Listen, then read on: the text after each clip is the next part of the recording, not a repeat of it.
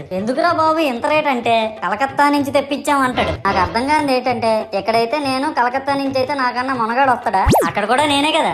ఇలా నన్ను బజార్లో పెట్టి బేరం ఆడి నా మొహానికి ముసుగేసి వ్యాన్ ఎక్కిస్తారు. ఆ వ్యాన్ డ్రైవర్ గాడు నేను ఉన్నానని కూడా చూడకుండా ఏదో ఆలోచించుకుంటా డ్రైవ్ చేస్తా గతకల్లో గబ్బి గుబ్బి మని తెంచేసి నా కాల్లో చెయ్యి ఇరగొట్టేస్తాడు. ఈ విషయం చందాలు ఇచ్చిన చిన్నోళ్ళకి తెలిస్తే మళ్ళీ ఇరిగిపోయిన బొమ్మ పెట్టకూడదని ఏ బొమ్మ రాసి కవర్ చేసేస్తాడు. సరేలే జరిగిందేదో జరిగింది, నా భక్తులే కదా కూల్ బ్రో అని చిల్లయ్యే లోపు నన్ను పందిర్లో పెట్టి ముసుగు తీసి నాకన్నా పొడుగున్నే సౌండ్ బాక్సులు రెండు నా చెవులు పక్కన పెట్టి డీజే గణేష్ బ్రో అని చెప్పి నా పాటలను కూని చేస్తారు. సరేలే పిల్లలు కదా ఇప్పుడు కాకపోతే ఎప్పుడు ఎంజాయ్ చేస్తారు, కాసేపట్లో పూజ స్టార్ట్ చేస్తారని వెయిట్ చేస్తా ఉంటే ఆ ₹5 వ్రతకల్పన బుక్ చూస్తే ఎక్కడ లేని కోపం వస్తుంది. ఏరా నాకు అర్థం కాదు, ఎన్ని సంవత్సరాల నుంచి నా పూజలు చేస్తున్నారు, ఒక్కడికి నా కథ గుర్తుండదేట్రా యాదవ్ వల్లారా. ఓ నా బుక్ లో చూసిన దాన్నైనా తిన్నంగా చదువుతారా అంటే అది ఉండదు. ఏదో బాగా అటర్ ఫ్లాప్ అయిపోయిన తెలుగు సినిమాకి రివ్యూ చెప్పినట్టు చదువుతారు ఒక్కొక్కడును.